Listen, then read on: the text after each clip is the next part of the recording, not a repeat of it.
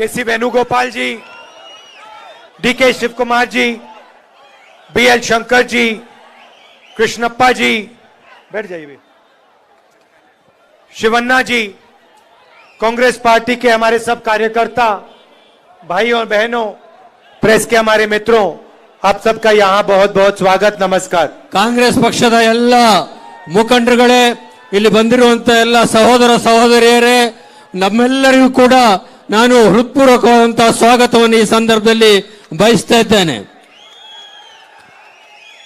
3 साल हुए आपकी जो सरकार थी आपसे चोरी की गई। ಈಗ 3 ವರ್ಷ ಆಯ್ತು ನಿಮ್ಮದೇ ಆಗಿದ್ದಂತ ಸರ್ಕಾರವನ್ನ ನಿಮ್ಮಿಂದ ಈಗಿರುವಂತವರು ಕಳ್ಳತನವನ್ನು ಮಾಡಿದ್ದಾರೆ। आपने चुना किसी को और आपकी सरकार किसी और की बन गई।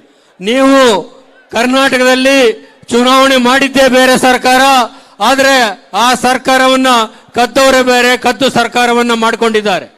एमएलएस को खरीद कर, उनको पैसा देकर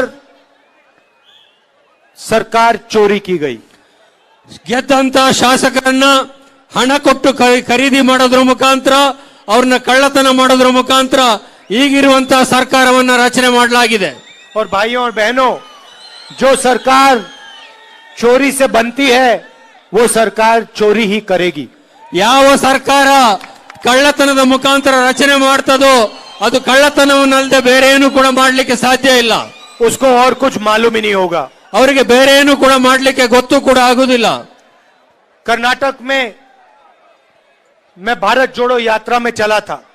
ಕರ್ನಾಟಕದಲ್ಲಿ ನಾನು ಭಾರತ್ ಜೋಡೋ ಯಾತ್ರೆ ಮುಖಾಂತರ ಕರ್ನಾಟಕದ ಉದ್ದಗಲಕ್ಕೆ ಪ್ರವಾಸ ಮಾಡಿದ್ದೆ। 550 किलोमीटर चले। 500ಕ್ಕಿಂತ ಹೆಚ್ಚು ಕಿಲೋಮೀಟರ್, 550 ಕಿಲೋಮೀಟರ್ ಕರ್ನಾಟಕದಲ್ಲಿ ನಾನು ಪಾದಯಾತ್ರೆಯನ್ನು ಮಾಡಿದ್ದೆ। आपके साथ चले। ನಿಮ್ಮೊಟ್ಟಿಗೆ ನಾನು ಕರ್ನಾಟಕದ ಉದ್ದಕ್ಕೂ ನಡೆದೆ। माताओं बहनों के साथ, युवाओं के साथ, बुजुर्गों के साथ हम पूरे स्टेट में पैदल निकले। ತಾಯಂದಿರೊಟ್ಟಿಗೆ, ಸಹೋದರರೊಟ್ಟಿಗೆ, ಸಹೋದರರೊಟ್ಟಿಗೆ, ಅನೇಕ ಜನ ಸಾಮಾನ್ಯ ಜನರೊಟ್ಟಿಗೆ ಕರ್ನಾಟಕದ ಒಂದು ಮೂಲೆಯಿಂದ ಮತ್ತೊಂದು ಮೂಲೆಗೆ ನಾನು ಭಾರತ್ ಜೋಡೋ ಯಾತ್ರೆ ಮುಖಾಂತರ ಹೆಜ್ಜೆ ಹಾಕಿದ್ದೆ। क्यों चले? क्योंकि हम भारत को और कर्नाटक को जोड़ना चाहते थे। ನಾನು ಭಾರತ್ ಜೋಡೋ ಯಾತ್ರೆ ಮಾಡಿದಂತ ಉದ್ದೇಶ ಕರ್ನಾಟಕವನ್ನು ಮತ್ತು ಭಾರತವನ್ನ ಜೋಡಿಸುವ ಉದ್ದೇಶದಿಂದ ನಾನು ಪಾದಯಾತ್ರೆಯನ್ನು ಮಾಡಿದ್ದೆ। नफरत मिटाना चाहते थे। ನಾನು ದ್ವೇಷವನ್ನ ಸೋಲಿಸಲಿಕ್ಕೋಸ್ಕರ ಹೆಜ್ಜೆ ಹಾಕಿದ್ದೆ। हिंसा को खत्म करना चाहते थे। ಹಿಂಸಾಚಾರವನ್ನ ಮುಗಿಸ್ಲಿಕ್ಕೋಸ್ಕರ, ಕೊನೆಗಾಣಿಸ್ಲಿಕ್ಕೋಸ್ಕರ ಹೆಜ್ಜೆಯನ್ನು ಹಾಕಿದ್ದೆ। और यात्रा में आपने हमें 2-3 चीजें कही। ನಾನು ಭಾರತ್ ಜೋಡೋ ಯಾತ್ರೆ ಮಾಡುವಂತ ಸಂದರ್ಭದಲ್ಲಿ ತಾವು ನನಗೆ 2-3 ವಿಷಯಗಳನ್ನ ಹೇಳಿದ್ರಿ। आपने कहा कि बेरोजगारी और महंगाई सबसे बड़े मुद्दे हैं। ಭಾರತ್ ಜೋಡೋ ಯಾತ್ರೆ ಸಂದರ್ಭದಲ್ಲಿ ನೀವು ನನಗೆ ಹೇಳಿದಂತ 2 ಮುಖ್ಯವಾದ ವಿಷಯಗಳು ಅಂದ್ರೆ, ಒಂದು ನಿರುದ್ಯೋಗ, ಮತ್ತೊಂದು ಬೆಲೆ ಏರಿಕೆ ಬಗ್ಗೆ ತಾವು ನನ್ನ ಗಮನವನ್ನು ಸೆಳೆದಿದ್ರಿ। महिलाओं ने कहा 400 रुपए का सिलेंडर 1100 रुपए का हो गया। ಮಹಿಳೆಯರು ನನ್ನ ಗಮನಕ್ಕೆ ತಂದ್ರು, 400 ರೂಪಾಯಿ ಇದ್ದಂತ ಗ್ಯಾಸ್ ಸಿಲಿಂಡರ್ 1150 ರೂಪಾಯಿ ಆಯ್ತು ಅಂತೇಳಿ। किसानों ने कहा कि पेट्रोल जो 60 रुपए का होता था 100 रुपए का हो गया। ರೈತರು ನನ್ನ ಗಮನಕ್ಕೆ ತಂದ್ರು, ಏನು 60 ರೂಪಾಯಿನಲ್ಲಿ ಪೆಟ್ರೋಲ್ ಸಿಗ್ತಾ ಇತ್ತು, ಅದು 100 ರೂಪಾಯಿ ದಾಟಿ ಹೋಗಿದೆ ಅನ್ನೋ ಮಾತನ್ನು ನನ್ನ ಗಮನಕ್ಕೆ ತಂದ್ರು। डीजल 56 रुपए का होता था 90 रुपए का हो गया। ಡೀಸೆಲ್ 45-50 ರೂಪಾಯಿ ಸಿಗ್ತಾ ಇತ್ತು, ಈಗ 85-90 ರೂಪಾಯಿ ಆಗಿದೆ ಅನ್ನೋ ಮಾತನ್ನು ಕೂಡ ನನ್ನ ಗಮನಕ್ಕೆ ತಂದ್ರು। छोटे व्यापारियों ने कहा कि नोटबंदी और जीएसटी ने हमें बर्बाद कर दिया। ಸಣ್ಣ ಪುಟ್ಟ ವ್ಯಾಪಾರಿಗಳು ನನ್ನ ಗಮನಕ್ಕೆ ತಂದ್ರು, ನಾವು ಏನೋ ಸಣ್ಣ ಪುಟ್ಟ ವ್ಯಾಪಾರ ಮಾಡ್ಕೊಂಡು ಜೀವನ ಮಾಡ್ತಾ ಇದ್ವಿ, ಆದ್ರೆ GST ನಮ್ಮ ಬದುಕನ್ನೇ ಹಾಳು ಮಾಡಿದೆ ಅನ್ನೋ ಮಾತನ್ನು ಹೇಳಿದ್ರು। और आप सबने, सब के सब लोगों ने कहा कि कर्नाटक की सरकार 40% कमीशन चोरी की सरकार है। ನಮ್ಮಲ್ಲಿ ಪ್ರತಿಯೊಬ್ಬರು ಕೂಡ ಹೇಳಿದ್ರೆ ನನಗೆ, ಕರ್ನಾಟಕದಲ್ಲಿ ಏನು ಸರ್ಕಾರ ಇದೆ ಇದು 40% ಕಮಿಷನ್ ತೆಗೆದುಕೊಳ್ತಕ್ಕಂತ ಭ್ರಷ್ಟ ಸರ್ಕಾರ ಅನ್ನೋ ಮಾತನ್ನ ನೀವು ನನ್ನ ಗಮನಕ್ಕೆ ತಂದ್ರಿ। वर्ल्ड रिकॉर्ड तोड़ दिया है भ्रष्टाचार का। ಪ್ರಪಂಚದಲ್ಲಿರುವಂತ ಎಲ್ಲ ಭ್ರಷ್ಟಾಚಾರದ ದಾಖಲೆಗಳನ್ನ ಹಿಮ್ಮೆಟ್ಟಿರ್ತಕ್ಕಂತ, ಸೋಲಿಸಿರ್ತಕ್ಕಂತ ಸರ್ಕಾರ ಇದು। कॉन्ट्रैक्टर एसोसिएशन ने प्रधानमंत्री को चिट्ठी लिखी, कहा कि कर्नाटक में 40% भ्रष्टाचार सब चीज पे लिया जा रहा है। ಕಾಂಟ್ರಾಕ್ಟ್ ಅಸೋಸಿಯೇಷನ್ ಅಧ್ಯಕ್ಷರಾದಂತಹ ಕೆಂಪಣ್ಣ ಅವರು ಪ್ರಧಾನಮಂತ್ರಿಗಳಿಗೆ ಒಂದು ಪತ್ರವನ್ನು ಕೊಟ್ಟು ಕರ್ನಾಟಕದಲ್ಲಿ ಏನ್ ಕೆಲಸ ಆಗ್ಬೇಕಾದ್ರೂ ಕೂಡ 40% ಕಮಿಷನ್ ಕೊಟ್ರೆ, ಲಂಚ ಕೊಟ್ರೆ ಮಾತ್ರ ಕೆಲಸ ಆಗ್ತದೆ ಅನ್ನೋದನ್ನ ಪ್ರಧಾನಮಂತ್ರಿಗಳಿಗೆ ಪತ್ರದ ಮುಖಾಂತರ ತಿಳಿಸಿದ್ರು. जवाब तक नहीं दिया प्रधानमंत्री ने चिट्ठी. ಪ್ರಧಾನಮಂತ್ರಿಗಳು ಅದಕ್ಕೆ ಉತ್ತರ ಕೊಡುವಂತ ಒಂದು ಸೌಜನ್ಯವನ್ನು ಕೂಡ ತೋರಿಸಲಿಲ್ಲ. जहां भी देखो स्कैम के बाद scam, police sub inspector scam, assistant professor scam, assistant engineer scam, cooperative bank scam. ಕರ್ನಾಟಕದಲ್ಲಿ ಎಲ್ಲೇ ನೋಡಿ ಯಾವುದೇ ಉದ್ಯೋಗವನ್ನು ಭರ್ತಿ ಮಾಡ್ತಕ್ಕಂಥದ್ದು ನೋಡಿ, ಅದು ಸಬ್ ಇನ್ಸ್ಪೆಕ್ಟರ್ ತಕ್ಕಂಥದ್ದು ಇರ್ಬೋದು, ಅಧ್ಯಾಪಕರನ್ನು ಭರ್ತಿ ಮಾಡ್ತಕ್ಕಂಥದ್ದು ಇರ್ಬೋದು, ಬೇರೆ ಯಾವುದೇ ಹುದ್ದೆಯನ್ನು ಭರ್ತಿ ಮಾಡ್ತಕ್ಕಂಥದ್ದು ಇರ್ಬೋದು, ಅದರಲ್ಲಿ ಬರೇ ಗೊಂದಲಗಳು, ಭ್ರಷ್ಟಾಚಾರಗಳು ನಡೀತಾ ಇದ್ದಾವೆ ಹೊರತು ಬೇರೆ ಏನು ನಡೀತಾ ಇಲ್ಲ. Mysuru sandal scam, Mysuru sandal soap ಇಡೀ ವಿಶ್ವ ಪ್ರಸಿದ್ಧಿಯಾಗಿರುವಂತದ್ದು, ಅದರಲ್ಲೂ ಕೂಡ ಒಂದು ಸ್ಕ್ಯಾಮ್ ನಡೆಯುವಂತ ಸ್ಥಿತಿಗೆ ಬಂದು ನಿಂತಿದೆ. एमएलए का बेटा 8 करोड़ रुपए कैश के साथ पकड़ा जाता है. ಚನ್ನಗಿರಿಯ ಶಾಸಕರಾದಂತ ಮಾಡಾಳು ವಿರೂಪಾಕ್ಷಪ್ಪನ ಮಗ, ಅವನ ಮನೆಯಲ್ಲಿ 8 ಕೋಟಿ ರೂಪಾಯಿ ಕ್ಯಾಶ್ ಸಿಗುವಂತ ಮಟ್ಟಿಗೆ ಅಲ್ಲಿ ಭ್ರಷ್ಟಾಚಾರ ನಡೆದಿತ್ತು. और बीजेपी का एमएलए कहता है कि सीएम की कुर्सी 2500 करोड़ में खरीदी जा सकती. ಬಿಜೆಪಿಯ ಒಬ್ರು ಹಿರಿಯ ನಾಯಕರು, ಶಾಸಕರು ಹೇಳ್ತಾರೆ, ಕರ್ನಾಟಕದಲ್ಲಿ ಮುಖ್ಯಮಂತ್ರಿ ಹುದ್ದೆಯನ್ನ, ಪದವಿಯನ್ನ 2,500 ಕೋಟಿ ರೂಪಾಯಿ ಕೊಟ್ಟು ಕೊಳ್ಳಿಕ್ಕೆ ಅವಕಾಶ ಇದೆ ಅನ್ನೋ ಮಾತನ್ನ ಬಿಜೆಪಿ ನಾಯಕರು, ಶಾಸಕರು ಹೇಳ್ತಾರೆ. कर्नाटक में जो भ्रष्टाचार हुआ वो 6 साल के बच्चे को मालूम है. ಕರ್ನಾಟಕದಲ್ಲಿ ಏನು ಭ್ರಷ್ಟಾಚಾರ ಇತ್ತು, ಇದೆ, ಅದು ಸಣ್ಣ 6 ವರ್ಷದ ಮಗುವು ಕೂಡ ಗೊತ್ತಿರುವಷ್ಟು ಮಟ್ಟಿಗೆ ಪ್ರಸಿದ್ಧಿಯಾಗಿದೆ. पिछले 3 साल से बीजेपी की सरकार है. ಕಳೆದ 3 ವರ್ಷದಿಂದ ರಾಜ್ಯದಲ್ಲಿ ಬಿಜೆಪಿ ಸರ್ಕಾರ ನಡೀತಾ ಇದೆ. प्रधानमंत्री को भी कर्नाटक के भ्रष्टाचार के बारे में मालूम होगा. ಪ್ರಧಾನಮಂತ್ರಿಗಳಿಗೂ ಕೂಡ ಕರ್ನಾಟಕದಲ್ಲಿ ನಡೀತಾ ಇರುವಂತಹ ಭ್ರಷ್ಟಾಚಾರದ ಬಗ್ಗೆ ಮಾಹಿತಿ ಇರಲೇಬೇಕಾಗ್ತದೆ. आप ही ने तो कहा था डबल इंजन सरकार. ನೀವೇ ಹೇಳಿದ್ರಿ ಡಬಲ್ ಇಂಜಿನ್ ಸರ್ಕಾರ ಇದ್ರೆ ರಾಜ್ಯ ಉದ್ಧಾರ ಆಗ್ತದೆ ಅಂತೇಳಿ. इस बार डबल इंजन चोरी हुई है. ಈಗ ಡಬಲ್ ಇಂಜಿನ್ ಕಳ್ಳತನ ಆಗಿದೆ. मोदी जी, आप कर्नाटक की जनता को बताइए 40% का कौन से इंजन को कितना मिला. ಪ್ರಧಾನಮಂತ್ರಿ ಮೋದಿಜಿ ಅವರೇ, ಈಗ ನೀವು ಹೇಳಬೇಕು, ನಿಮ್ಮ ಡಬಲ್ ಇಂಜಿನ್ ಸರ್ಕಾರದಲ್ಲಿ ಈ 40% ಭ್ರಷ್ಟಾಚಾರ ಇದೆಯಲ್ಲ, ಅದು ಯಾವ ಇಂಜಿನ್ಗೆ ಎಷ್ಟು ಹೋಯ್ತು ಅನ್ನೋದನ್ನ ನೀವೇ ಹೇಳಬೇಕೀಗ. प्रधानमंत्री यहां आते हैं और कहते हैं कि कांग्रेस पार्टी ने मेरे ऊपर 91 बार आक्रमण किया है. ಪ್ರಧಾನಮಂತ್ರಿಗಳು ಕರ್ನಾಟಕಕ್ಕೆ ಬರ್ತಾರೆ, ಭಾಷಣ ಮಾಡ್ತಾರೆ, ಕರ್ನಾಟಕದಲ್ಲಿ ಕಾಂಗ್ರೆಸ್ ಪಕ್ಷದವರು ಭಾರತ ದೇಶದಲ್ಲಿ ಇದುವರೆಗೆ ನನ್ನ ಮೇಲೆ 91 ಆರೋಪಗಳನ್ನ, ಆಪಾದನೆಗಳನ್ನ ಮಾಡಿದ್ದಾರೆ ಅಂತೇಳಿ. मगर पहले प्रधानमंत्री जी, आप कर्नाटक को बताइए आपने भ्रष्टाचार के बारे में क्या किया, क्या इंक्वायरी कराई, कितने लोगों को जेल में डाला. ಆದ್ರೆ ಪ್ರಧಾನಮಂತ್ರಿಗಳಲ್ಲಿ ನಾನೊಂದು ವಿನಂತಿ ಏನ್ ಮಾಡ್ತೇನೆ, ನೀವು ಎಷ್ಟು ಸರ್ತಿ ಕಾಂಗ್ರೆಸ್ನವರು ನಿಮ್ಮನ್ನು ಬೈದ್ರು ಅಂತ ಲೆಕ್ಕ ಇಡೋದ್ರ ಬದಲಾಗಿ ಕರ್ನಾಟಕದಲ್ಲಿ ಉದ್ಧಾರ ಮಾಡಲಿಕ್ಕೆ, ಕರ್ನಾಟಕದ ಆಡಳಿತವನ್ನು ಸುಧಾರಣೆ ಮಾಡಲಿಕ್ಕೆ ನೀವೇನೇನು ಕ್ರಮ ಕೈಗೊಂಡ್ರಿ ಅನ್ನೋದನ್ನ ಮೊದಲು ಕರ್ನಾಟಕ ಜನತೆಗೆ ಹೇಳಿ ಅಂತ ವಿನಂತಿಯನ್ನು ಮಾಡ್ಕೊಳ್ತೇನೆ. मैंने लोकसभा में आपसे सवाल पूछा था, अदानी जी के बारे में सवाल पूछा था कि आपका रिश्ता अदानी के साथ कैसा है.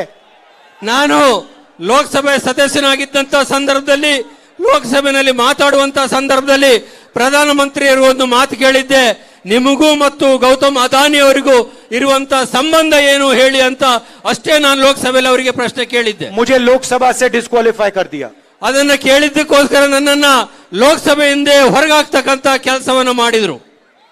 मैंने भ्रष्टाचार का सवाल उठाया, मुझे लोकसभा से हटा दिया. ನಾನು ಭ್ರಷ್ಟಾಚಾರದ ವಿಷಯದಲ್ಲಿ ಪ್ರಸ್ತಾಪ ಮಾಡಿದೆ, ಅದರಿಂದ ನನ್ನನ್ನು ಲೋಕಸಭಾ ಸದಸ್ಯದಿಂದ ಹೊರಗಾಗ್ತಕ್ಕಂತ ಕೆಲಸವನ್ನು ಅವರು ಮಾಡಿದ್ರು. और जो यहाँ भ्रष्टाचार कर रहे हैं उनके खिलाफ कोई कार्रवाई नहीं करते हैं प्रधानमंत्री. ಕರ್ನಾಟಕದಲ್ಲಿ ಇಷ್ಟೊಂದು ಭ್ರಷ್ಟಾಚಾರ ನಡೀತಾ ಇದೆ, ಅದ್ರ ಬಗ್ಗೆ ಏನು ಮಾತಾಡೋದಿಲ್ಲ, ಏನು ಮಾಡೋದಿಲ್ಲ. ಆದ್ರೆ ಭ್ರಷ್ಟಾಚಾರದ ಬಗ್ಗೆ ಪ್ರಶ್ನೆ ಮಾಡಿದಕ್ಕೆ ಮಾತ್ರ ನನ್ನನ್ನು ಲೋಕಸಭೆಯಿಂದ ಹೊರಗಾಕಿದ್ರು. मैं यहाँ आया और सबसे पहले मैंने अपने नेताओं के नाम लिए. ನಾನು ಇಲ್ಲಿ ಬಂದೆ, ನಾನು ಬಂದ ನಂತರ ಇಲ್ಲಿ ನಮ್ಮ ವೇದಿಕೆ ಮೇಲೆ ಕೂತಿರುವಂತ ಎಲ್ಲ ಕಾಂಗ್ರೆಸ್ ನಾಯಕರುಗಳ ಹೆಸರನ್ನ ನಿಮ್ಮ ಮುಂದೆ ಪ್ರಸ್ತಾಪ ಮಾಡಿದೆ. जहां भी हम जाते हैं सीनियर नेताओं का नाम लेते हैं, लोकल नेताओं का नाम लेते हैं. डीके शिव कुमार, सिद्धरमैया जी, खारगे जी. ನಾನು ಕರ್ನಾಟಕದಲ್ಲಿ ಉದ್ದಾಗಲಕ್ಕೆ ಎಲ್ಲೇ ಪ್ರವಾಸ ಮಾಡಿದ್ರು, ಎಲ್ಲೇ ಭಾಷಣ ಮಾಡುವಂತ ಸಂದರ್ಭದಲ್ಲಿ ಸ್ಥಳೀಯ ಕಾಂಗ್ರೆಸ್ ನಾಯಕರುಗಳ ಹೆಸರನ್ನು ಹೇಳ್ತೇನೆ. DK ಶಿವಕುಮಾರ್ ಇರ್ಬೋದು, ಸಿದ್ದರಾಮಯ್ಯನವರು ಇರ್ಬೋದು, ಮಲ್ಲಿಕಾರ್ಜುನ್ ಖರ್ಗೆಜಿ ಅವರು ಇರ್ಬೋದು, ಇವರೆಲ್ಲ ಹೆಸರನ್ನು ಪ್ರಸ್ತಾಪ ಮಾಡಿ ಭಾಷಣ ಪ್ರಾರಂಭ ಮಾಡ್ತೇನೆ. मोदी जी अपने नेताओं के नाम नहीं लेते थे, ಆದರೆ ಪ್ರಧಾನಿ ಮೋದಿ ಅವರು ಮಾತ್ರ ಅವರ ಪಕ್ಷದ ಯಾವ ನಾಯಕರನ್ನು ಕೂಡ ಯಾವುದೇ ಸಭೆಯಲ್ಲೂ ಪ್ರಸ್ತಾಪ ಮಾಡೋದಿಲ್ಲ. जैसे आपने हमारा रोड शो देखा, हम सब एक साथ खड़े थे. ನೀವು ಈಗ ನಾನು ಬಂದಂತ ರೋಡ್ ಶೋದಲ್ಲಿ ನೋಡಿದ್ರಿ, ನನ್ನೊಟ್ಟಿಗೆ ಉಳಿದಂತ ಎಲ್ಲಾ ನಾಯಕರುಗಳು ಕೂಡ ನನ್ನೊಟ್ಟಿಗೆ ಇದ್ರು. ಅವರು मोदी जी के रोड शो में बोम्मई जी को, येदुरप्पा जी को उठा के बाहर फेंक देते. ಪ್ರಧಾನಿ ಮೋದಿ ಅವರು ಮಾಡುವಂತ ರೋಡ್ ಶೋದಲ್ಲಿ ಮುಖ್ಯಮಂತ್ರಿ ಆಗಿರುವಂತ ಬಸವರಾಜ ಬೊಮ್ಮಾಯಿ, ಮಾಜಿ ಮುಖ್ಯಮಂತ್ರಿ ಆದ ಯಡಿಯೂರಪ್ಪನವ್ರನ್ನ ಅವರೊಟ್ಟಿಗೆ ರೋಡ್ ಶೋದಲ್ಲಿ ಭಾಗವಹಿಸಲಿಕ್ಕೆ ಬಿಡೋದಿಲ್ಲ, ಅವ್ರು ಎತ್ತಿ ಹೊರಗಾಗ್ತಕ್ಕಂತ ಕೆಲಸ ಮಾಡ್ತಾರೆ. मोदी जी गाड़ी पे चलते हैं, बाकी लोग सड़क पे चढ़ते हैं. ಮೋದಿ ಅವರು ರೋಡ್ ಶೋನಲ್ಲಿ ವಾಹನದ ಮುಖಾಂತರ ಹೋಗ್ತಾರೆ, ಬೇರೆಯವರೆಲ್ಲ ನಡ್ಕೊಂಡು ಹೋಗುವಂತ अच्छा, ಸ್ಥಿತಿ. मैं अपने आप से एक सवाल पूछ रहा था कि होता क्यों है. ನಾನು ನನ್ನಲ್ಲೇ ಒಂದು ಪ್ರಶ್ನೆಯನ್ನು ಕೇಳೋಕೆ ಪ್ರಯತ್ನ ಮಾಡಿದೆ, ಇದೆಲ್ಲ ಯಾಕೆ ಆಗ್ತಾ ಇದೆ ಅಂತೇಳಿ. दो चीजें हो सकती हैं. ಎರಡು ವಿಷಯ ಸಾಧ್ಯತೆ ಇದೆ. एक तो नरेंद्र मोदी जी सिर्फ नरेंद्र मोदी को देखना चाहते हैं. ಒಂದು, ಪ್ರಧಾನಿ ನರೇಂದ್ರ ಮೋದಿ ಅವರು ತಮ್ಮನ್ನು ಮಾತ್ರ ನರೇಂದ್ರ ಮೋದಿಯನ್ನು ನೋಡ್ಕೊಳ್ಳಿಕ್ ಬಯಸ್ತಾರೆ ಹೊರತು, ನೋಡ್ಲಿಕ್ಕೆ ಬಯಸ್ತಾರೆ ಹೊರತು ಬೇರೆಯವ್ರು ನೋಡ್ಲಿಕ್ಕೆ ಬಯಸೋದಿಲ್ಲ. वो सबको अपने से नीचा मानते हैं, ಬೇರೆಯವ್ರನ್ನೆಲ್ಲ ಅವರಿಗಿಂತ ಕೀಳು ಅಂತೇಳಿ ಭಾವಿಸ್ತಾರೆ. तो इसलिए चाहते हैं कि नरेंद्र मोदी बस पे चले, गाड़ी पे चले और बाकी लोग दिखाई ना दें. ಅದಕ್ಕೋಸ್ಕರ ನರೇಂದ್ರ ಮೋದಿ ಅವರು ಬಸ್ ಮೇಲೆ, ವಾಹನದ ಮೇಲೆ ಬರ್ತಾರೆ, ಅವ್ರು ಮಾತ್ರ ಕಾಣಬೇಕು, ಬೇರೆಯವರೆಲ್ಲ ರಸ್ತೆ ಮುಖಾಂತರ ಬರಬೇಕು, ಅವ್ರು ಯಾರಿಗೂ ಕಾಣಬಾರದು ಅಂತೇಳಿ. दूसरी बात भी हो सकती है. ಅದಲ್ಲದೆ ಇನ್ನೊಂದು ವಿಷಯನೂ ಕೂಡ ಇರ್ಲಿಕ್ಕೆ ಸಾಧ್ಯತೆ ಇದೆ. ये भी हो सकता है कि नरेंद्र मोदी जानते हैं कि येदुरप्पा जी, बोम्मई जी, ये सारे जो हैं बिल्कुल भ्रष्ट हैं. ಇನ್ನೊಂದು ವಿಷಯ ಇರಬಹುದು, ನರೇಂದ್ರ ಮೋದಿ ಅವರು ಕೂಡ ಆಂತರಿಕವಾಗಿ ಗೊತ್ತಿದೆ, ಈ ಯಡಿಯೂರಪ್ಪನವರು, ಬಸವರಾಜ ಬೊಮ್ಮಾಯಿ ಅವರು ಬಹಳ ಭ್ರಷ್ಟರಿರೋದ್ರಿಂದ ಅವ್ರನ್ನ ಜನಗಳಿಗೆ ತೋರಿಸಬಾರದು ಅಂತೇಳಿ. और नरेंद्र मोदी जी उनको आपसे छुपाना चाहते हैं. ನರೇಂದ್ರ ಮೋದಿ ಅವರು ಅವರನ್ನ ತಮ್ಮಿಂದ ಅಡಗಿಸಲಿಕ್ಕೆ ಪ್ರಯತ್ನ ಮಾಡ್ತಾ ಇದ್ದಾರೆ. मगर पूरा कर्नाटक जानता है कि डबल इंजन की सरकार है. ಇಡೀ ಕರ್ನಾಟಕ ಗೊತ್ತಿದೆ ಇಲ್ಲಿ ನಡೀತಾ ಇರುವಂತದ್ದು ಡಬಲ್ ಇಂಜಿನ್ ಸರ್ಕಾರ ಅಂತೇಳಿ. अगर कर्नाटक में चोरी हुई है तो दिल्ली को भी फायदा मिला होगा. ಕರ್ನಾಟಕದಲ್ಲಿ ಕಳ್ಳತನ ಆಗಿದೆ ಅಂತೇಳಂದ್ರೆ ಅದರ ಲಾಭ ದೆಹಲಿಗೂ ಕೂಡ ಹಾಗೇ ಇರ್ತದೆ ಅನ್ನೋದು ಗೊತ್ತಿರುವಂತ ವಿಷಯನೇ. नहीं तो प्रधानमंत्री कर्नाटक की सरकार के बारे में कुछ करते. ಇಲ್ಲದೆ ಹೋಗಿದ್ರೆ ಪ್ರಧಾನಿ ಮೋದಿ ಅವರು ಕರ್ನಾಟಕ ಸರ್ಕಾರದ ಭ್ರಷ್ಟಾಚಾರದ ವಿಚಾರದಲ್ಲಿ ಇದುವರೆಗೆ ಕೆಲವು ಕ್ರಮಗಳನ್ನು ಕೈಗೊಳ್ಳಬೇಕಾಗಿತ್ತು. कार्रवाई करते, एक्शन लेते किसी पर. ಇದ್ರ ಮೇಲೆ ಏನಾದ್ರೂ ಕ್ರಮ ಕೈಗೊಳ್ಳಬೇಕಾಗಿತ್ತು, ಯಾರ ಮೇಲಾದ್ರೂ ಕಠಿಣ ಕ್ರಮ ಆಗಬೇಕಾಗಿತ್ತು, ಶಿಕ್ಷೆ ಆಗಬೇಕಾಗಿತ್ತು, ಯಾವುದೂ ಆಗಿಲ್ಲ. तो पिछले 3 सालों के बारे में नरेंद्र मोदी जी ने कुछ नहीं कहा. ಕಳೆದ 3-3.5 ವರ್ಷಗಳ ಕರ್ನಾಟಕದ ಬಿಜೆಪಿ ಆಡಳಿತದ ಬಗ್ಗೆ ಕರ್ನಾಟಕದಲ್ಲಿ ಸಾರ್ವಜನಿಕ ಸಭೆಯಲ್ಲಿ ಮೋದಿ ಅವರು ಇದುವರೆಗೆ ಯಾವ ವಿಷಯನೂ ಕೂಡ ಪ್ರಸ್ತಾಪ ಮಾಡಿಲ್ಲ. भ्रष्टाचार, बेरोजगारी, महंगाई के बारे में एक शब्द नहीं कहते. ಭ್ರಷ್ಟಾಚಾರದ ವಿಚಾರದಲ್ಲಿ, ನಿರುದ್ಯೋಗದ ವಿಚಾರದಲ್ಲಿ, ಬೆಲೆ ಏರಿಕೆ ವಿಚಾರದಲ್ಲಿ ಒಂದು ಅಕ್ಷರ, ಒಂದು ಚಕಾರವನ್ನು ಕೂಡ ಈ ಸಭೆಗಳಲ್ಲಿ ಅವರು ಹೇಳ್ತಾ ಇಲ್ಲ. मणिपुर में आग लगी हुई है, ಮಣಿಪುರದಲ್ಲಿ ದೊಡ್ಡದಾಗಿರ್ತಕ್ಕಂತ ದಂಗೆ, ಗಲಾಟೆ ನಡೀತಾ ಇದೆ, लोग मारे जा रहे हैं. ಜನ ಅಲ್ಲಿ ಸಾಯ್ತಾ ಇದ್ದಾರೆ. प्रधानमंत्री को कुछ लेना देना नहीं, होम मिनिस्टर को कुछ लेना देना नहीं. ಪ್ರಧಾನಮಂತ್ರಿಗಳಿಗೆ ಅಥವಾ ಗೃಹ ಸಚಿವರಿಗೆ ಅದು ಸಂಬಂಧ ಇಲ್ವೇ ಏನೋ ಅಂತಕ್ಕಂಥ ರೀತಿಯಲ್ಲಿ ಅವರು ನಡ್ಕೊಳ್ತಾ ಇದ್ದಾರೆ. नफरत की राजनीति का नतीजा है जो मणिपुर में हो रहा है. ದ್ವೇಷದ ರಾಜಕಾರಣವನ್ನ ಮಾಡಿದ್ರೆ ಏನಾಗ್ತದೆ ಅನ್ನೋದು ಮಣಿಪುರದಲ್ಲಿ ಈಗ ನಡೀತಾ ಇರುವಂತಹ ಘಟನೆಗಳಿಂದ ಜಗಜ್ಜಾಹೀರಾಗಿದೆ. अगर मणिपुर आज जल रहा है तो नफरत की राजनीति के कारण जल रहा है. ಮಣಿಪುರದಲ್ಲಿ ಇವತ್ತು ಬೆಂಕಿ ಹತ್ತುಕೊಂಡಿದ್ರೆ ಮಣಿಪುರದಲ್ಲಿ ಅದಕ್ಕೆ ಮುಖ್ಯವಾಗಿರ್ತಕ್ಕಂತ ಕಾರಣ ಭಾರತದಲ್ಲಿ ನಡೀತಾ ಇರುವಂತಹ ದ್ವೇಷದ ರಾಜಕಾರಣದಿಂದ ಮಣಿಪುರ ಹತ್ತಿ ಉರಿತಾ ಇದೆ. और इस राजनीति के खिलाफ हमने भारत जोड़ो यात्रा चालू की थी. ಇಂತಹ ರಾಜಕಾರಣದ ವಿರುದ್ಧವೇ, ದ್ವೇಷದ ರಾಜಕಾರಣದ ವಿರುದ್ಧವೇ ನಾವು ಭಾರತ ಜೋಡೋ ಯಾತ್ರವನ್ನ ಪ್ರಾರಂಭ ಮಾಡಿದ್ದು. और यही हमारी विचारधारा है. ಇದೇ ನಮ್ಮ ವಿಚಾರಧಾರೆ, ಮುಖ್ಯವಾಗಿರ್ತಕ್ಕಂಥ ವಿಚಾರಧಾರೆ. प्रधानमंत्री ने पिछले 4 सालों के बारे में कुछ नहीं बोला, आने वाले समय के बारे में भी नहीं बोलते. ಪ್ರಧಾನಮಂತ್ರಿಗಳು ಕಳೆದ 4 ವರ್ಷಗಳ ಬಗ್ಗೆ ಏನೂ ಕೂಡ ಹೇಳಲಿಲ್ಲ, ಮುಂದಿನ ದಿನಗಳ ಭವಿಷ್ಯದ ಬಗ್ಗೆನೂ ಕೂಡ ಯಾವುದೇ ಮಾತನಾಡ್ತಾ ಇಲ್ಲ. कर्नाटक के युवाओं के लिए क्या करोगे, कर्नाटक की माताएं बहनों के लिए क्या करोगे, कर्नाटक के किसानों के लिए क्या करोगे, गिग वर्कर्स के लिए क्या करोगे, कर्नाटकದ ये तो बता दो. ಕರ್ನಾಟಕದ ಯುವಕರಿಗೋಸ್ಕರ ಏನ್ ಮಾಡ್ತೀರಿ, ಕರ್ನಾಟಕದ ಮಹಿಳೆಯರಿಗೋಸ್ಕರ ಏನ್ ಮಾಡ್ತೀರಿ, ಕರ್ನಾಟಕದ ರೈತರಿಗೋಸ್ಕರ ಏನ್ ಮಾಡ್ತೀರಿ, ಕರ್ನಾಟಕದ ಮಕ್ಕಳಿಗೋಸ್ಕರ ಏನ್ ಮಾಡ್ತೀರಿ, ಕರ್ನಾಟಕದ ಜನಸಾಮಾನ್ಯರಿಗೋಸ್ಕರ ಏನ್ ಮಾಡ್ತೀರಿ ಅನ್ನೋದನ್ನ ಕನಿಷ್ಠ ಚುನಾವಣೆ ಸಂದರ್ಭದಲ್ಲಾದ್ರೂ ಹೇಳಿ ಅಂತೇಳಿ ನಾನು ಅವ್ರನ್ನ ಒತ್ತಾಯ ಮಾಡ್ತೇನೆ. ये चुनाव कर्नाटक की जनता का चुनाव है, नरेंद्र मोदी का चुनाव नहीं है. ಈಗ ಕರ್ನಾಟಕದಲ್ಲಿ ನಡೀತಾ ಇರುವಂತಹ ಚುನಾವಣೆ ಕರ್ನಾಟಕದ ಜನಸಾಮಾನ್ಯರ ಚುನಾವಣೆ ಹೊರತು ಪ್ರಧಾನಿ ನರೇಂದ್ರ ಮೋದಿ ಅವರ ಚುನಾವಣೆ ಅಲ್ಲ. अब मैं आपको कांग्रेस पार्टी के बारे में कहना चाहता हूं. हम पहले दिन पहली कैबिनेट मीटिंग में आपके लिए क्या करने जा रहे हैं. ನಾನೀಗ ನಿಮ್ಮ ಮುಂದೆ ಹೇಳ್ತೇನೆ, ನೀವು ನಾಡ್ದು ಮೇ 10ನೇ ತಾರೀಕು ಮತದಾನ ಮಾಡಿ ಕರ್ನಾಟಕದಲ್ಲಿ ಕಾಂಗ್ರೆಸ್ ಸರ್ಕಾರ ತರ್ತೀರಿ. ಆ ಸಂದರ್ಭದಲ್ಲಿ ಕಾಂಗ್ರೆಸ್ನ ಸರ್ಕಾರ ನಿಮಗೆ ಏನು ಮಾಡ್ತದೆ ಅನ್ನೋದನ್ನ ನಾನೀಗ ನಿಮ್ಮ ಮುಂದೆ ಹೇಳಲಿಕ್ಕೆ ಬಯಸ್ತೇನೆ. महंगाई की चोट महिलाओं को सबसे ज्यादा पड़ती है. ಬೆಲೆ ಏರಿಕೆಯಿಂದಾಗಿ ಅತ್ಯಂತ ಕಷ್ಟ ಅನುಭವಿಸುವಂತವರು ನನ್ನ ತಾಯಂದಿರು ಮತ್ತು ಮಹಿಳೆಯರು. महिलाओं के लिए हम 2 कदम उठाने जा रहे हैं. ಮಹಿಳೆಯರಿಗೋಸ್ಕರ ನಾವು 2 ಹೆಜ್ಜೆಗಳನ್ನು ಮುಂದಿಡುವಂತ 2 ಕಾರ್ಯಕ್ರಮಗಳನ್ನು ಕೊಡುವಂತ ತೀರ್ಮಾನ ಮಾಡಿದ್ದೇವೆ. पहला कदम गृह लक्ष्मी स्कीम.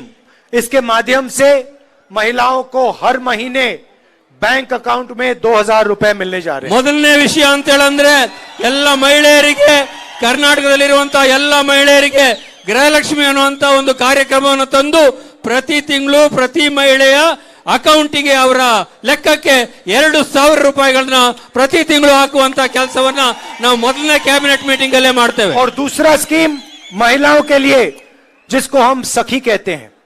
ಮಹಿಳೆಯರಿಗೆ 2ನೇ ಕಾರ್ಯಕ್ರಮ ಅಂತ ಹೇಳಂದ್ರೆ ಸಖಿ ಅನ್ನುವಂತ ಒಂದು ಕಾರ್ಯಕ್ರಮವನ್ನು ಘೋಷಣೆ ಮಾಡಿದ್ದೇವೆ. कर्नाटक की हर महिला, हर माता, हर बहन, हर बेटी बस में फ्री में घूमेगी.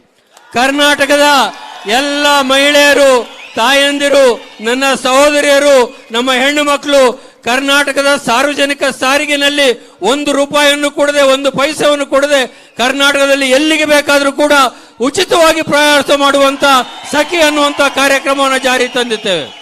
कर्नाटक की बस में महिला को 1 पैसा नहीं देना पड़ेगा. ಕರ್ನಾಟಕದ ಸಾರಿಗೆ ಸಂಸ್ಥೆಯಲ್ಲಿ ಒಂದೇ 1 ಪೈಸೆ ಕೊಡದೆ ಕರ್ನಾಟಕದ ಎಲ್ಲ ತಾಯಂದಿರು, ಮಹಿಳೆಯರು ಎಲ್ಲಿಗೆ ಬೇಕಾದರೂ ಪ್ರಯಾಣ ಮಾಡಬಹುದು. अब आप कहोगे महिलाओं के लिए आपने ये कर दिया, युवाओं के लिए क्या कर रहे हो. ಈಗ ನೀವು ಕೇಳಬಹುದು ನನ್ನನ್ನ, ಮಹಿಳೆಯರಿಗೆ ಇಷ್ಟು ಕಾರ್ಯಕ್ರಮಗಳನ್ನ ಘೋಷಣೆ ಮಾಡಿದ್ರಿ, ಆದ್ರೆ ನಮ್ಮ ರಾಜ್ಯದ ಯುವಕರಿಗೆ ಏನ್ ಮಾಡ್ತೀರಿ ಅಂತ ಹೇಳಿ. नरेंद्र मोदी जी ने आपको बेरोजगारी दी. ನರೇಂದ್ರ ಮೋದಿ ಅವರು ತಮಗೆ ನಿರುದ್ಯೋಗವನ್ನು ಕೊಟ್ಟಿದ್ದಾರೆ. रोजगार पैदा करने की बात की थी, रोजगार हिंदुस्तान में खत्म कर दिया है. ನಿರುದ್ಯೋಗವನ್ನ ನಿಲ್ಲಿಸ್ತೇನೆ, ಇಲ್ಲದೇ ಇದ್ದಂಗೆ ಮಾಡ್ತೇವೆ ಅಂತೇಳಿ ಭರವಸೆಯನ್ನು ಕೊಟ್ಟಿದ್ರು, ಆದ್ರೆ ಇದುವರೆಗೆ ಅವರಿಗೆ ಏನು ಮಾಡ್ಲಿಕ್ಕೆ ಸಾಧ್ಯ ಆಗಿಲ್ಲ. 2.5 लाख सरकारी नौकरियां खाली पड़ी हैं. 2.5 ಲಕ್ಷ ಸರ್ಕಾರದ ಉದ್ಯೋಗಗಳು ಕರ್ನಾಟಕದಲ್ಲಿ ಖಾಲಿ ಬಿದ್ದಿದ್ದಾವೆ. स्कूल, कॉलेजेस, अस्पताल प्राइवेटाइज हो रहे हैं. ಸ್ಕೂಲ್ಗಳು, ಕಾಲೇಜುಗಳು, ಆಸ್ಪತ್ರೆಗಳು ಎಲ್ಲವನ್ನು ಕೂಡ ಖಾಸಗೀಕರಣ ಮಾಡ್ತಾ ಇದ್ದಾರೆ. तो हमारा पहला कदम, जिसको हम युवा निधि कहते हैं, ನಮ್ಮ ಮೊದಲನೇ ಹೆಜ್ಜೆ ಈ ವಿಷಯದಲ್ಲಿ ಅಂದ್ರೆ ಯುವ ನಿಧಿ ಹೆಸರಲ್ಲಿ ಈ ರಾಷ್ಟ್ರದ ಯುವಕರಿಗೆ ಒಂದು ಕಾರ್ಯಕ್ರಮವನ್ನು ಕೊಡ್ತಾ ಇದ್ದೇವೆ. कर्नाटक के हर ग्रेजुएट को हर महीने 3000 रुपए सरकार देगी बैंक अकाउंट में. ಕರ್ನಾಟಕದ ಪ್ರತಿಯೊಬ್ಬ ಪದವೀಧರ ಯುವಕನಿಗೆ ಅವರ ಬ್ಯಾಂಕ್ ಅಕೌಂಟ್ ನಲ್ಲಿ ಪ್ರತಿ ತಿಂಗಳು ಕೂಡ 3000 ರೂಪಾಯಿಗಳನ್ನ ಅವರ ಖಾತೆಗೆ ಹಾಕುವಂತ ಕೆಲಸವನ್ನ ಯುವ ನಿಧಿ ಕಾರ್ಯಕ್ರಮದ ಹೆಸರಲ್ಲಿ ಮಾಡ್ತೇವೆ. डिप्लोमा होल्डर्स को 1500 रुपए हर महीने 2 साल के लिए. ಕರ್ನಾಟಕದ ಎಲ್ಲ ಡಿಪ್ಲೊಮಾ ಹೋಲ್ಡರ್ಗಳು ಯಾರಿದ್ದಾರೆ ಅವರ ಅಕೌಂಟಿಗೆ 1 ತಿಂಗಳಿಗೆ 1500 ರೂಪಾಯಿ ಅವರ ಖಾತೆಗೆ ಹಾಕತಕ್ಕಂತ ಕೆಲಸವನ್ನು ಮಾಡ್ತೇವೆ. अब आप कहोगे महिलाओं के लिए आपने बोल दिया, युवाओं के लिए आपने बोल दिया, तो बीपीएल फैमिलीज जो हैं, परिवार हैं, उनके लिए क्या होगा. ನೀವೀಗ ನನ್ನನ್ನು ಕೇಳಬಹುದು, ಮಹಿಳೆಯರಿಗೆ ಇಷ್ಟು ಕಾರ್ಯಕ್ರಮ ಘೋಷಣೆ ಮಾಡಿದಿರಿ, ಯುವಕರಿಗೆ ಪದವೀಧರರಿಗೆ ಇಷ್ಟು ಘೋಷಣೆ ಮಾಡಿದಿರಿ, ಆದ್ರೆ ಈ ರಾಜ್ಯದಲ್ಲಿ ಸಾಕಷ್ಟು ದೊಡ್ಡ ಸಂಖ್ಯೆಯ ಬಿಪಿಎಲ್ ಕಾರ್ಡ್ ಇರುವಂತಹ ಬಡವರಿದ್ದಾರೆ, ಅವರಿಗೆ ಏನ್ ಮಾಡ್ತೀರಿ ಅನ್ನೋ ಮಾತನ್ನು ನನಗೆ ನೀವು ಕೇಳಬಹುದು. हम चाहते हैं कि कर्नाटक में कोई भी भूखा ना सोए. ನಾವು ಬಯಸ್ತೇವೆ ಕರ್ನಾಟಕದ ಯಾರೊಬ್ಬರು ಕೂಡ ಉಪವಾಸ, ಪ್ರತಿದಿನ ಉಪವಾಸ ಮಲಗಬಾರದು ಅಂತ ಕಾರ್ಯಕ್ರಮವನ್ನು ಕೊಡ್ತೇವೆ ಅಂತ. इसीलिए हर बीपीएल परिवार के हर मेंबर को 10 किलो चावल मिलेगा. ಆ ಕಾರಣಕ್ಕೋಸ್ಕರ ಈ ಕರ್ನಾಟಕದಲ್ಲಿರುವಂತಹ ಪ್ರತಿ ಒಬ್ಬ BPL ಕಾರ್ಡ್ ಹೋಲ್ಡರಿಗೂ ಕೂಡ ಯಾರ್ಯಾರ ಹತ್ರ BPL ಕಾರ್ಡ್ ಇದೆ ಅವರೆಲ್ಲರೂ ಕೂಡ ಪ್ರತಿಯೊಬ್ಬರಿಗೆ ಪ್ರತಿ ತಿಂಗಳಿಗೆ 10 ಕೆಜಿ ಅಕ್ಕಿಯನ್ನ ಉಚಿತವಾಗಿ ಕೊಡುವಂತ ಅನ್ನಭಾಗ್ಯ ಕಾರ್ಯಕ್ರಮವನ್ನ ನಾವು ಜಾರಿಗೆ ತರ್ತಾ ಇದ್ದೇವೆ. पांचवा वायदा ಐದನೇ ನನ್ನ ಒಂದು ಭರವಸೆ ಅಂತ ಹೇಳಂದ್ರೆ गृह ज्योति ಅನ್ನುವಂತ ಒಂದು ಕಾರ್ಯಕ್ರಮ. हम चाहते हैं कि कर्नाटक में सब बच्चे शाम को पढ़ाई कर पाएं। ನಾನು ಬಯಸ್ತೇನೆ ಗೃಹ ಜ್ಯೋತಿ ಕಾರ್ಯಕ್ರಮದ ಮುಖಾಂತರ ಕರ್ನಾಟಕದಲ್ಲಿರುವಂತಹ ವಿದ್ಯಾಭ್ಯಾಸ ಮಾಡ್ತಾ ಇರುವಂತ ಪ್ರತಿಯೊಬ್ಬ ಮಗುವು ಕೂಡ ಸಂಜೆ ಆದ ನಂತರ ಕತ್ತಲಿನಲ್ಲಿ ದೀಪದ ಬೆಳಕಿನಲ್ಲಿ ಓದುವಂತ ಒಂದು ವ್ಯವಸ್ಥೆಯನ್ನು ಮಾಡಬೇಕು ಅಂತೇಳಿ. हर घर में बिजली होनी चाहिए. ಪ್ರತಿಯೊಂದು ಮನೆಯಲ್ಲೂ ಕೂಡ ವಿದ್ಯುತ್ ಇರಬೇಕು ಅನ್ನೋಂತ ಸ್ಥಿತಿ ಬರಬೇಕಾಗ್ತದೆ. इसलिए गृह ज्योति के माध्यम से 200 यूनिट बिजली के मुफ्त में कर्नाटक की सरकार देने जा रही है. ಅದಕ್ಕೋಸ್ಕರ ಗೃಹ ಜ್ಯೋತಿ ಅನ್ನುವ ಹೆಸರಿನಲ್ಲಿ ಕರ್ನಾಟಕದ ಎಲ್ಲ ಮನೆಗಳಿಗೆ 200 ಯೂನಿಟ್ ಎಲೆಕ್ಟ್ರಿಸಿಟಿಯನ್ನ ಉಚಿತವಾಗಿ 200 ಯೂನಿಟ್ ಕೊಡುವಂತ ಗೃಹ ಜ್ಯೋತಿ ಕಾರ್ಯಕ್ರಮವನ್ನು ನಾವು ಘೋಷಣೆ ಮಾಡಿದ್ದೇವೆ. अब यहाँ किसान कहेंगे आपने सबके लिए काम कर दिया, हमारे लिए क्या किया? ಇಲ್ಲಿರುವಂತ ರೈತರು ಅನೇಕ ಜನ ಇರಬಹುದು, ರೈತರು ಬಹಳ ಇರುವಂತ ಪ್ರದೇಶ ಇದು. ಇಷ್ಟೆಲ್ಲ ನೀವು ಹೇಳಿದ ನಂತರ ನಮ್ಮ ರೈತರಿಗೆ ನೀವೇನ್ ಮಾಡಿದ್ರಿ ಅಂತ ನೀವು नरेंद्र मोदी जी ने आपको 5 काले कानून दिए, आपसे चोरी करने की कोशिश की. ನರೇಂದ್ರ ಮೋದಿ ಅವರು ಪ್ರಧಾನಮಂತ್ರಿಗಳಾಗಿ ಕೇಂದ್ರದಲ್ಲಿ ಕೆಲವು ಕಾಯ್ದೆಗಳನ್ನ ತಂದು ನಿಮ್ಮಿಂದ ಬೆಳೆದಂತ ಬೆಳೆಯನ್ನ ದರೋಡೆ ಮಾಡ್ತಕ್ಕಂತ ಕೆಲಸವನ್ನು ಅವರು ಮಾಡಿದ್ರು. इसीलिए कर्नाटक में कांग्रेस पार्टी की सरकार 5 साल के अंदर 1.5 लाख करोड़ रुपए किसानों के हित को देगी. ಆ ಕಾರಣಕ್ಕೋಸ್ಕರ ಕರ್ನಾಟಕದಲ್ಲಿ ಕಾಂಗ್ರೆಸ್ ಸರ್ಕಾರ ಬಂದ ನಂತರ 5 ವರ್ಷದೊಳಗಾಗಿ 1,50,000 ಕೋಟಿ ರೂಪಾಯಿಗಳನ್ನ ರೈತರಿಗೋಸ್ಕರ ಖರ್ಚು ಮಾಡುವಂತ ರೈತ ನಿಧಿಯನ್ನು ಮುಖಾಂತರ ಖರ್ಚು ಮಾಡತಕ್ಕಂತ ಕಾರ್ಯಕ್ರಮವನ್ನು ನಾವು ಕೊಡ್ತೇವೆ. नरेंद्र मोदी की सरकार ने आपको आपसे बीमा का पैसा चोरी किया, छीना. ರೈತರಿಗೆ ಕೃಷಿ ಯೋಜನೆ ಇದೆ, ವಿಮಾ ಯೋಜನೆ ಇದೆ, ಫಸಲ್ ಬಿಮಾ ಯೋಜನೆ ಮುಖಾಂತರ ಸಹಾಯ ಮಾಡ್ತೀವಿ ಅಂತ ಹೇಳಿದ್ರು. ಅದರ ಮುಖಾಂತರ ರೈತರ ಹಣವನ್ನ ಅವರು ಕಳ್ಳತನ ಮಾಡುವಂತ ಪ್ರಯತ್ನ ಮಾಡಿದ್ರು. आप बीमा का पैसा भरते हो और जब आपके खेत को नुकसान होता है आपको 1 रुपया नहीं मिलता. ನೀವು ನಿಮ್ಮ ಕೃಷಿ ಬೆಳೆಗಳಿಗೋಸ್ಕರ ವಿಮಾ ಯೋಜನೆಯನ್ನು ಮಾಡಿದ್ರೆ, ಫಸಲ್ ಬಿಮಾ ಯೋಜನೆ ಮಾಡಿದ್ರೆ, ನೀವು ಅದರ ಕಂತನ್ನು ಕಟ್ಟಿದ್ರೆ ನಿಮ್ಮ ಬೆಳೆ ಹಾಳಾದಂತ ಸಂದರ್ಭದಲ್ಲಿ 1 ರೂಪಾಯಿ ಕೂಡ ಯಾರಿಗೂ ಕೂಡ ಪರಿಹಾರ ಸಿಕ್ಕಿರ್ತಕ್ಕಂತ ಉದಾಹರಣೆ ಇದುವರೆಗಿಲ್ಲ. इसलिए अगली सरकार 5,000 करोड़ रुपए किसानों के कॉम्पनसेशन के लिए रखेगी. ಆ ಕಾರಣಕ್ಕೋಸ್ಕರ ಮುಂದೆ ಬರುವಂತ ಕಾಂಗ್ರೆಸ್ ಸರ್ಕಾರ 5,000 ಕೋಟಿ ರೂಪಾಯಿಗಳನ್ನ ರೈತರ ವಿಮಾ ಯೋಜನೆಗೋಸ್ಕರ ಮೀಸಲಿಡತಕ್ಕಂತ ತೀರ್ಮಾನವನ್ನು ನಾವು आपके ಮಾಡಿದ್ದೇವೆ. खेत को नुकसान होगा, इस पैसे से आपकी मदद की जाएगी. ರೈತರಿಗೆ ಯಾರು ಉತ್ಪನ್ನ ಕಡಿಮೆ ಆಗಿ ಪ್ರಕೃತಿಯ ವೈಪರೀತ್ಯಗಳಿಂದ ತೊಂದರೆ ಆಗಿ ಉತ್ಪಾದನೆ ಕಡಿಮೆ ಆದಂತಹ ಸಂದರ್ಭದಲ್ಲಿ ಆ ಹಣದಿಂದ ಅವರಿಗೆ ಪರಿಹಾರ ಕೊಡ್ತಕ್ಕಂತ ಕೆಲಸವನ್ನು ನಾವು ಮಾಡ್ತೇವೆ. और दूध पे जो 5 रुपए की सब्सिडी है उसको हम 7 रुपए की कर देंगे. 5 ರೂಪಾಯಿ ಹೈನುಗಾರಿಕೆ ಮಾಡುವಂತ ಹಾಲು ಮಾರ್ತಕ್ಕಂಥವರಿಗೆ 5 ರೂಪಾಯಿ ಏನ್ ಸಬ್ಸಿಡಿ ಇದೆ ಅದನ್ನ 2 ರೂಪಾಯಿ ಜಾಸ್ತಿ ಮಾಡಿ 7 ರೂಪಾಯಿ ಸಬ್ಸಿಡಿ ಕೊಡುವಂತ ತೀರ್ಮಾನ ನಾವು ಮಾಡಿದ್ದೇವೆ. अब आप ये पूछ सकते हो कि भाई ये 5 जो स्कीम है जिसको आप पहले दिन पहली कैबिनेट मीटिंग में पूरा करोगे, इसके लिए पैसा कहां से आएगा? ಈಗ ನೀವು ನನ್ನನ್ನು ಕೇಳಬಹುದು, ಈ 5 ಸ್ಕೀಮ್ಗಳಿದಾವೆ, ಇದನ್ನ ನಾವು ಸರ್ಕಾರ ರಚನೆ ಮಾಡಿದಂತ ಮೊದಲೇ ಕ್ಯಾಬಿನೆಟ್ ಮೀಟಿಂಗ್ ಅಲ್ಲಿ ನಾವು ಜಾರಿ ಕೊಡ್ತೇವೆ ಅಂತೇಳಿ ತಾವು ಹೇಳಿದ್ದೇನೆ ಈಗಾಗಲೇ. ಅದಕ್ಕೆ ಹಣ ಎಲ್ಲಿಂದ ತರ್ತೀರಿ ಅನ್ನೋಂತ ಪ್ರಶ್ನೆ ನಿಮ್ಮ ಮನಸ್ಸಿನಲ್ಲಿ ಇರಬಹುದು. ಆ ಪ್ರಶ್ನೆ ನೀವು ನನಗೆ ಕೇಳಬಹುದು. याद रखिए कि बीजेपी ने आपसे 40% पैसा चोरी किया है. ನೀವು ನೆನಪಿನಲ್ಲಿ ಇಟ್ಟುಕೊಳ್ಬೇಕು, ಈ ಸಂದರ್ಭದಲ್ಲಿ ಬಿಜೆಪಿ ಸರ್ಕಾರದವರು ತಮ್ಮಿಂದ 40% ಹಣವನ್ನ ನಿರಂತರವಾಗಿ ಕಳ್ಳತನ ಮಾಡ್ತಾ ಇದ್ದಾರೆ. मोदी जी उन नेताओं के नाम तक नहीं ले सकते. ಮೋದಿ ಅವರು ಆ ಯಾವ ಭ್ರಷ್ಟ ಶಾಸಕರ ಮುಖಂಡರ ಹೆಸರನ್ನು ಕೂಡ ಹೇಳಲಿಕ್ಕೆ ಅವರು ಧೈರ್ಯ ಮಾಡ್ತಾ ಇಲ್ಲ. अच्छा, मैंने पिछली मीटिंग में 2-3 मीटिंग पहले कहा था कि नाम तक नहीं लेते, तो 1-2 बार नाम ले लिया. ನಾವು ಹಿಂದಿನ ಒಂದು 2-3 ಸಭೆಯಲ್ಲಿ ಹೇಳಿದ ನಂತರ ಈಗ ಕೆಲವು ಸಭೆಗಳಲ್ಲಿ ಅವರು ಹೆಸರು ಹೇಳಲಿಕ್ಕೆ ಪ್ರಾರಂಭ ಮಾಡಿದ್ದಾರೆ. मगर 40% पैसा उन्होंने चोरी किया था. ಆದ್ರೆ ಅವರೆಲ್ಲರೂ ಕೂಡ 40% ಹಣವನ್ನ ಕಳ್ಳತನ ಮಾಡಿದ್ರು. कांग्रेस पार्टी की सरकार ईमानदार सरकार होगी और आपका जो पैसा है वो पूरा का पूरा आपको देगी. ಕರ್ನಾಟಕದಲ್ಲಿ ಮುಂದೆ ಬರುವಂತಹ ಸರ್ಕಾರ ಪ್ರಾಮಾಣಿಕವಾಗಿರ್ತಕ್ಕಂಥ ಸರ್ಕಾರ ಆಗ್ತದೆ. ಹಾಗಾಗಿ 100ಕ್ಕೆ 100 ತೆರಿಗೆ ಕಟ್ಟತಕ್ಕಂಥ ಹಣ ಸಂಪೂರ್ಣ ನಿಮ್ಮ ಒಳಿತಿಗೋಸ್ಕರ ಬಳಸಲ್ಪಡ್ತದೆ. जितना पैसा इन्होंने आपसे चोरी किया है उतना पैसा इन स्कीम के माध्यम से हम आपके जेब में वापस डालेंगे। ಈ ಸರ್ಕಾರದಲ್ಲಿ ಎಷ್ಟು ಹಣ ನಿಮ್ಮಿಂದ 40% ಹಣವನ್ನು ಅವರು ಕಳ್ಳತನ ಮಾಡ್ತಾ ಇದ್ದಾರಲ್ಲ ಅದನ್ನ ಸಂಪೂರ್ಣವಾಗಿ ನಿಲ್ಲಿಸಿ ಆ ಎಲ್ಲ ಹಣವನ್ನು ಕೂಡ ಈ ಎಲ್ಲ ಸ್ಕೀಮ್ಗಳಿಗೆ ಮತ್ತು ತಮಗೋಸ್ಕರ ಖರ್ಚು ಮಾಡತಕ್ಕಂತ हमारी सरकार ಕಾಂಗ್ರೆಸ್ ಸರ್ಕಾರ ಮಾಡ್ತಾರೆ। अरबपतियों की सरकार नहीं होगी, गरीबों की, किसानों की, मजदूरों की, युवाओं की सरकार होगी। ನಮ್ಮ ಕಾಂಗ್ರೆಸ್ ಸರ್ಕಾರ ಕೋಟ್ಯಾಧಿಪತಿಗಳ ಸರ್ಕಾರ ಆಗೋದಿಲ್ಲ, ಅದು ಬಡವರ, ರೈತರ, ಯುವಕರ, ಜನಸಾಮಾನ್ಯರ ಸರ್ಕಾರವಾಗಿರ್ತದೆ ನಮ್ಮ ಮಾತನ್ನು ಹೇಳಿ। और हम आपकी रक्षा करेंगे। ನಾವು ನಿಮ್ಮ ರಕ್ಷಣೆಯನ್ನ ಮಾಡ್ತೇವೆ। आखिरी बात, इनको 40 नंबर बहुत अच्छा लगता है।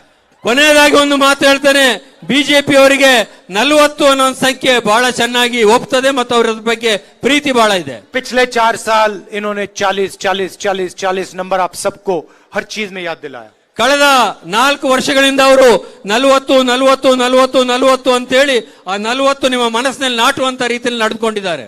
सही बात है ना? हाँ, सब चीज में 40 40 40 40। ಇದೆಲ್ಲ ಸರಿ ಅಂತ ಕಾಣ್ತದೆ, ಹೆಣ್ಣುಮಕ್ಕಳು ತಲೆ ಆಡಿಸಿ ಒಪ್ಪಿದ್ರು ಹೌದು ಸರಿ ಅಂತ ಹೇಳಿ, ಹಾಗಾಗಿ ಎಲ್ಲಿ ನೋಡಿದ್ರು ಕೂಡ 40 40 40 ಅಂತಲೇ ಕೇಳ್ತದೆ। इसलिए इनको 40 नंबर इतना अच्छा लगता है, इस इलेक्शन में आप इनको 40 सीटें दे दीजिए। ಅವರಿಗೆ 40 ಬಹಳ ಪ್ರೀತಿಯ ಸಂಖ್ಯೆ ಆಗಿರೋದ್ರಿಂದ ಮುಂದಿನ ವಿಧಾನಸಭಾ ಚುನಾವಣೆಯಲ್ಲಿ ಅವರಿಗೆ ಕೇವಲ 40 ಸೀಟ್ಗಳನ್ನ ಮಾತ್ರ ಕೊಡಿ ಅಂತ ಕರ್ನಾಟಕದ ಮಹಾಜನತೆಯಲ್ಲಿ ನಾನು ಕೋರ್ತೇನೆ। और कांग्रेस पार्टी को कम से कम 150 सीटें दिलवानी है। ಕರ್ನಾಟಕ ಕಾಂಗ್ರೆಸ್ ಪಾರ್ಟಿಗೆ 150 ಸೀಟ್ಗಳನ್ನ ಕರ್ನಾಟಕದಲ್ಲಿ ಕೊಡಬೇಕು ಅಂತ ವಿನಂತಿ ಮಾಡ್ತೇನೆ। क्यों? क्योंकि अगर 150 सीटें नहीं आई ये फिर से चोरी करने की कोशिश करेंगे।